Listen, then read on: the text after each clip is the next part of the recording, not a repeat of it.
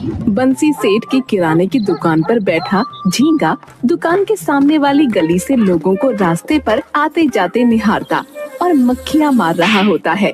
झींगा गल्ले से उठकर दुकान के अंदर जा फेयर एंड लवली क्रीम अपने चेहरे पर मलता है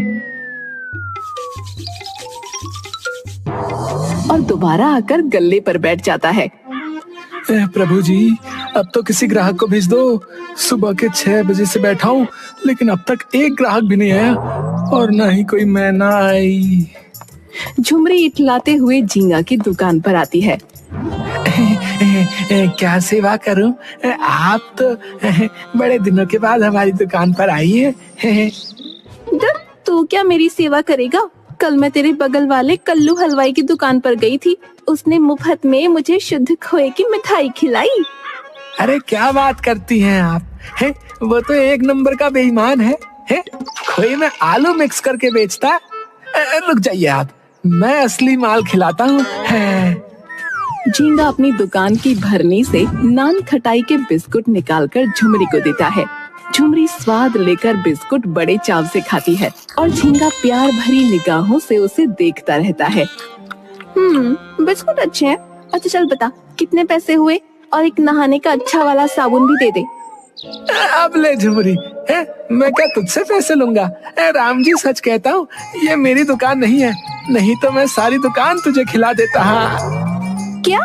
झींगा झुमरी की ओर निहारते हुए अलमारी से निकालकर झुमरी को साबुन देता है। ये लो तुम्हारे नहाने का साबुन। इस साबुन से नहाते ही तुम्हारा चेहरा टमाटर की तरह लाल लाल हो जाएगा। झींगा और झुमरी दोनों आंखों ही आंखों में नैन मटक्का कर रहे होते हैं। उसी वक्त दुकान के मालिक बंसी सेठ दुकान पर आते हैं। झींगा, ये क्या हो रहा है? कुछ नहीं, मैं तो नहाने का साबुन दे रहा था। अबे गधे, ये नहाने का नहीं, बर्तन साफ करने का साबुन है जो तू इसे दे रहा है। क्या कहा आपने? बर्तन साफ करने का साबुन? तुम मुझे बर्तन साफ करने का साबुन नहाने के लिए दे रहे थे? बंसी सेठ झींगा के हाथ से साबुन लेकर अलमारी में रखे हुए नहाने के साबुन से बदलकर झुमरी को देता है। ले बेटी, और जा, जब मैं रहूं तभी आया कर सामान लेने, नहीं तो ये गधा तुझे कुछ भी उल्टा सुल्टा सामान पकड़ा देगा। ठीक है चाचा, मैं चलती हूँ। बेटी पैसे? चाचा, ये झींगा तो बोल रहा था पैसे देने की जरूरत नहीं है। नहीं बेटी, पैसे तो देने होंगे, नहीं तो ये दुकान कैसे चलेगी। ठीक है चाचा, ये लो पैसे। झुमरी बंसी सेठ को 10 का नोट देती है और दुकान से चली जाती है। बंसी सेठ दुकान से झाड़ू लेकर झींगा के पास आता है। क्यों बे गधे की औलाद है? दुकान क्या तेरे बाप की है जो तू सबको फ्री में सामान बांट रहा है? मालिक, सबको कहा, सिर्फ झुमरी को फ्री में सामान दे रहा था। बाकी सबसे तो पूरे पैसे लेता हूँ मैं। अबे लगता है तू मेरी दुकान इस मोहल्ले से बंद करवाएगा, लेकिन मैं ऐसा नहीं होने दूंगा। रुक जा, तेरी खबर लेता हूँ, रुक। बंसी सेठ झींगा को झाड़ू से मारता है। फिर बंसी सेठ झाड़ू को एक कोने में फेंककर दुकान के गल्ले पर बैठ जाता है और गल्ले पर पड़ी कुछ रसीदों को उठाकर देखता है। अबे गधे, ये फेयर एंड लवली की क्रीम कब आई रे?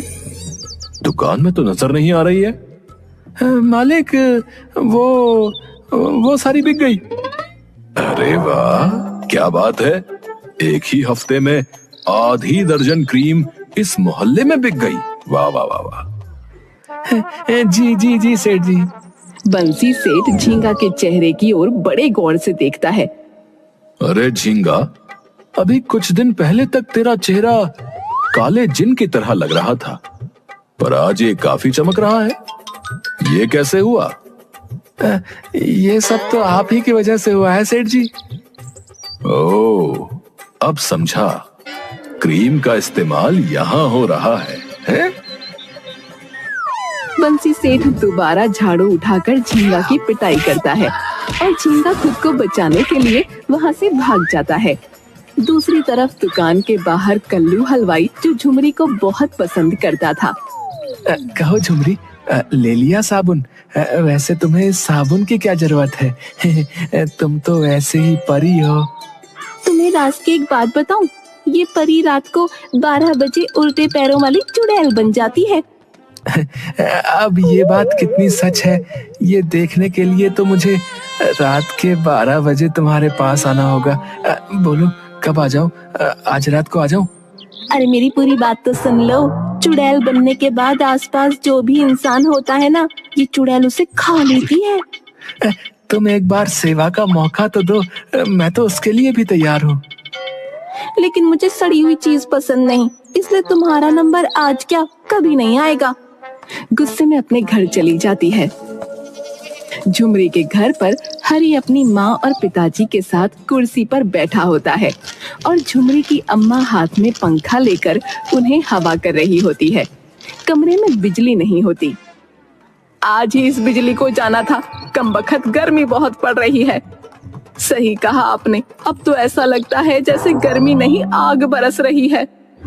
तभी कुछ औरतें झुमरी को दुल्हन की तरह तैयार करके वहां लाती हैं और हरी के सामने वाली कुर्सी पर बिठा देती हैं। बेटा झुमरी, हरी को चाय दो। हाँ माँ, देती हूँ। झुमरी केतली से निकालकर चाय हरी और उसकी माँ और पिताजी को देती है। झुमरी बेटा, तुमने बहुत बढ़िया चाय बनाई है। हमारी झुमरी में कई गुण हैं। हमारा हरी भी बहुत गुणी है, ये गाना बहुत अच्छा गाता है। बेटा सभी को अपना गाना और चम्मच छल्लो वाला सुनाओ तो सही। अरे रहने दो ना माँ। हरी के बोलते ही सबकी नजरें हरी पर होती हैं। सुनाना बेटा, कितना अच्छा गाता है तू। अत्ता तो सुनाता हूँ। ओ तम्मतल्लो ओले ओ तम्मतल्लो ओले ओ। उसी वक्त बिजली के आ जाने से तेज पंखा चलने लगता है और हरी के सर पर लगा हुआ विग उड़कर झुमरी के हाथ में आ जाता है। सभी आश्चर्य से हरी की ओर देखने लगते हैं और खुद की हंसी को रोक नहीं पाते।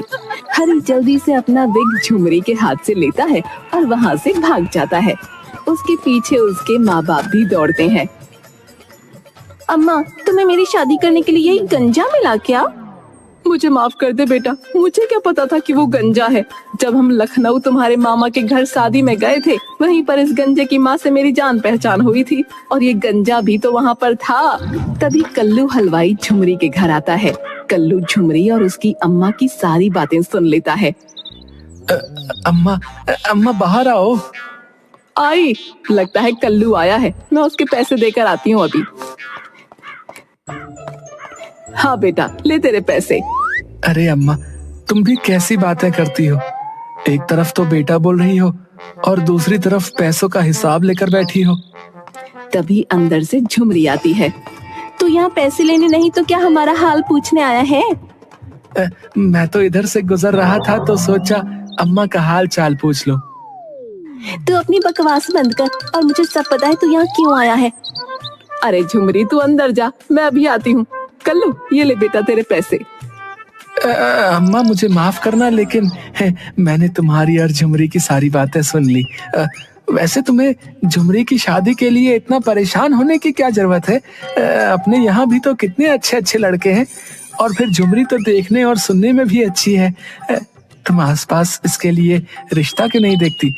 लड़की पास रहेगी तो तुम्हें भी सुकून रहेगा। आसपास कहाँ है लड़का बेटा? मुझे तो कोई दिखता ही नहीं अपने यहाँ। यहाँ तो सब लफंगे भरे पड़े हैं, इसीलिए तो मजबूरी में इसका ब्याह दूर देख रही हूँ। अरे अम्मा, बहुत आसपास, तुम्हारे बिल्कुल पास में। ध्यान से देखोगी तो जरूर दिखेगा। अरे कहाँ पास में कह रहा है तू? कहीं ये बाजू में शर्मा जी के बेटे के बारे में तो बात नहीं कर रहा? वो तो एक नंबर का नशेबाज है, सारा दिन सिगरेट का नशा करता है। नहीं नहीं अम्मा, तुम भी कैसी बातें करती हो? क्या मैं अपनी झुमरी के लिए ऐसा सोचूंगा? इतना पास नहीं, थोड़ा सा दूर, थोड़ा सा दूर। अच्छा लड़का हो, खुद का काम हो, जैसे कोई दुकान हो। अरे कौन है? मुझे तो कोई दिखता ही नहीं बेटा, क्या जाने क्या लिखा है इसकी किस्मत में। तभी झुमरी फिर बाहर आती है। तू गया नहीं अभी तक? क्या मेरी चप्पल खाकर जाएगा यहाँ से? माफ करना बेटा, थोड़ा गुस्से में है आज, मैं तुझसे बाद में मिलती हूँ। हाँ हाँ अम्मा, कोई बात नहीं, इसकी बातों का क्या बुरा मानना भला है। कोई अपनों की बातों का कोई बुरा मानता है? और फिर ये तो मेरी अपनी है।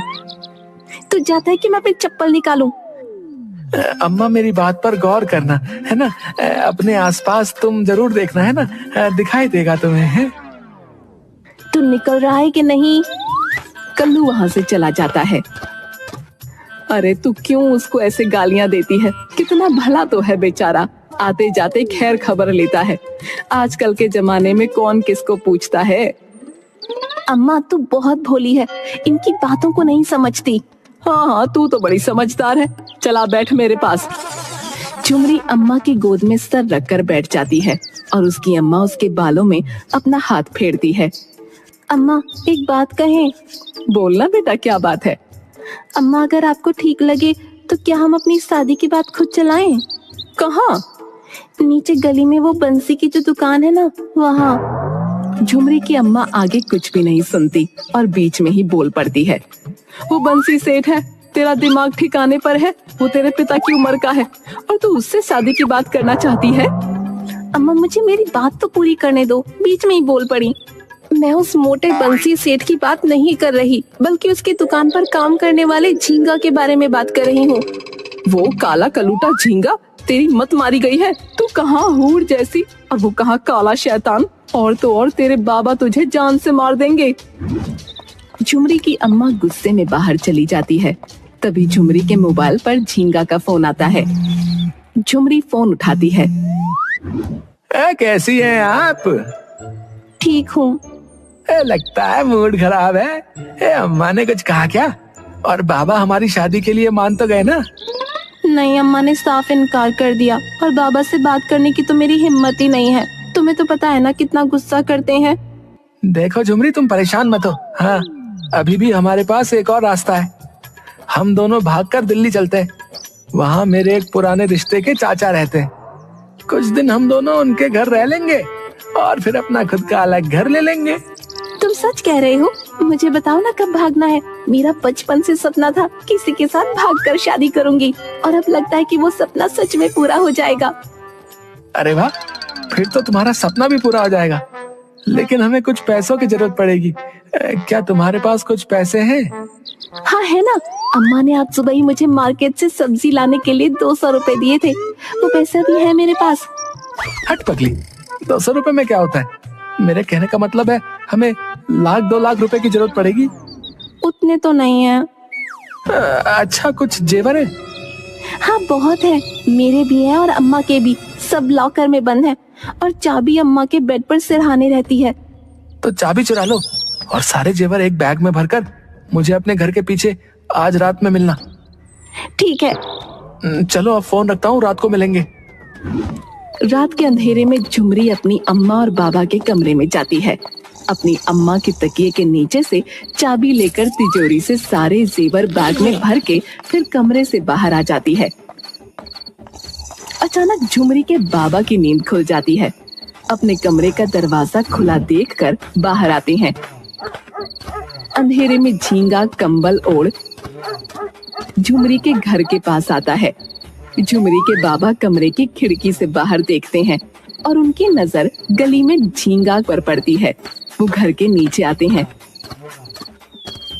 लेकिन उन्हें वहां कोई नहीं मिलता क्योंकि झींगा और झुमरी दोनों घर के पीछे चले जाते हैं।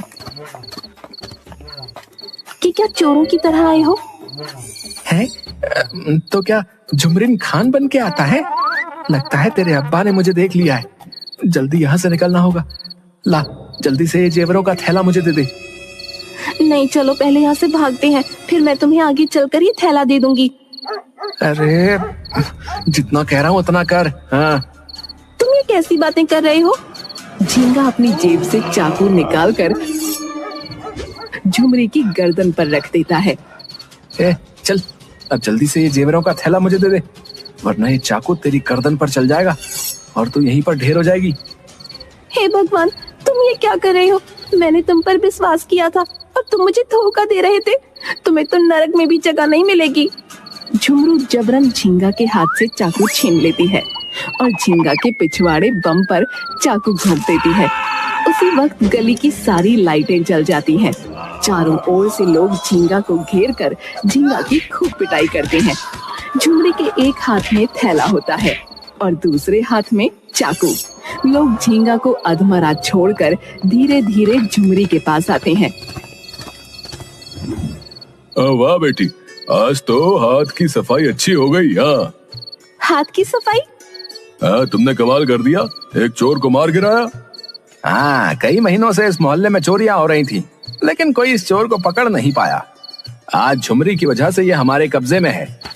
झुमरी के बाबा भी वहाँ आ जाते हैं और झुमरी को अपने गले से लगा लेते हैं और कहते हैं, बेटी हो तो ऐसी। बेटा, मैंने हमेशा तुम्हारे साथ सख्त व्यवहार किया, लेकिन मैं तुमसे सच में बहुत प्यार करता हूँ। झुमरी कुछ भी नहीं बोलती और अपने बाबा के गले से जोर से लिपट जाती है। वो हमेशा से अपने बाबा के गले इसी तरह लिपटना चाहती थी, लेकिन उनका सख्त व्यवहार उसे हमेशा उनसे दूर ही रखता था। दूसरे दिन झुमरी कल्लू हलवाई की दुकान पर जाती है। मुझे माफ कर दो कल्लू, मैंने तुम्हें गलत समझा। कोई बात नहीं, मैं हमेशा से तुम्हें उस दुष्ट झींगा से बचाना चाहता था, क्योंकि मैं उसकी फितरत को अच्छी तरह से जानता था। तुम्हें बताना भी चाहा, लेकिन तुम उससे सच्चा प्यार करती थी। अगर मैं तुम्हें कुछ भी बताता तो तुम्हें मुझ पर यकीन नहीं होता। तुम सच कह रहे हो कल्लू, झींगा के प्यार में मैं अंधी हो चुकी थी, जबकि वो तो सिर्फ मेरे पैसों से प्यार करता था, मुझसे नहीं। अगर कल रात अम्मा के जेवर चुरा लिए होते और झींगा के साथ भाग गई होती तो आज मेरी हालत क्या ही होती। मैं झींगा की नीयत जानता था और मुझ पर विश्वास करने के लिए तुम्हारा बहुत बहुत शुक्रिया। शुक्रिया तो तुम्हारा, मैं तुम्हारा एहसान जिंदगी भर नहीं भूलूंगी। ये सब छोड़ो, आगे तुमने क्या सोचा है? कुछ नहीं, जहाँ अम्मा बाबा चाहेंगे मैं वहीं शादी करूंगी। बस झुमरी, मेरी एक बात हमेशा याद रखना कि चाहे जो भी हो जाए, कभी किसी को ये मत बताना कि तुम झींगा के साथ भागने वाली थी। अगर मैंने ये बात छुपाई तो पूरी जिंदगी इस बात का अफसोस होगा कि मैं अपने अम्मा बाबा से झूठ बोल रही हूँ। लेकिन इस बात की खुशी तुम्हें ज्यादा होनी चाहिए कि तुम अपने बाबा के गले लगी, जो तुम हमेशा से चाहती थी। तुम्हें कैसे पता? ये सब छोड़ दो कि मुझे कैसे पता। बस आज तुम्हें जो खुशी मिली है उसे पूरी जिंदगी संभाल कर रखना, और हमेशा याद रखना कि कभी कभी एक छोटा सा झूठ हमारी पूरी दुनिया बसा भी सकता है।